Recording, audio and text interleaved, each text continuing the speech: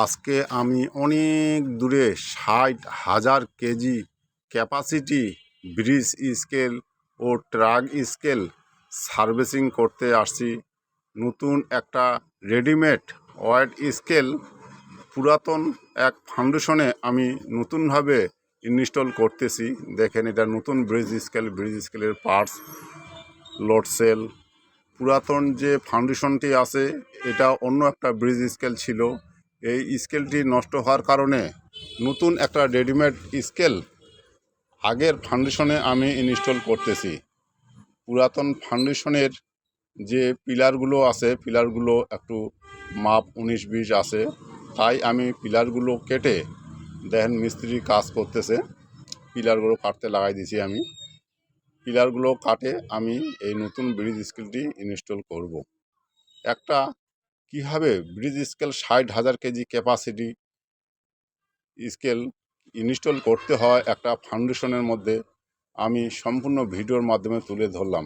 যারা digital wait স্কেলের কাজ শিখতে চান এবং অনেকে জানেন না কীভাবে একটা ৬০,০০০ কেজি ব্রিজ স্কেল একটা ফাউন্ডেশনে ইনস্টল করতে হয়, কীভাবে পার্টস ইনস্টল করতে হয়, লোড সেল কীভাবে সেটিং করতে হয়, জংশন বক্স কীভাবে লাগাতে হয়, আমি সম্পূর্ণ ভিডিও দেখাবো এবং আপনার ধৈর্য সহকারে দেখবেন।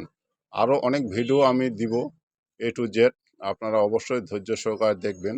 দেখেন, অনেকগুলো মিস্ত্রি এখানে কাজ করতেছে।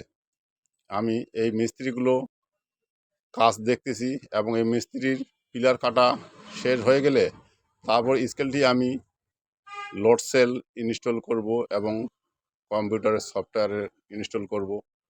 আমি প্রতিটি কাজ সূক্ষ্মভাবে করার চেষ্টা করব।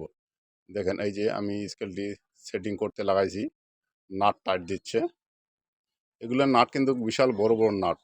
এই নাটগুলো হেভি করে টাইট করতে হয়, একটুকু লুজ রাখা যাবে না। স্কেলটির 4টা পার্ট হয় রেডিমেড স্কেলের। এই স্কেলগুলো একুরেট মাপে ফাউন্ডেশনে একুরেটভাবে বসাতে হবে, তাহলে একুরেট ওজনটা আসবে। এখানে কোনো রকম ভুল করা যাবে না, খুব ক্রিটিক্যাল কাজ। এইসব কাজে কোনো রকম ভুল করা যাবে না, মাপ যোগ এবং সূক্ষ্মভাবে কাজটা করতে হবে, তাহলেই ওজনটা একুরেটভাবে আসবে। দেখেন, আমি খুব মেধা খাটিয়ে সূক্ষ্মভাবে কাজটা করার চেষ্টা করতেছি।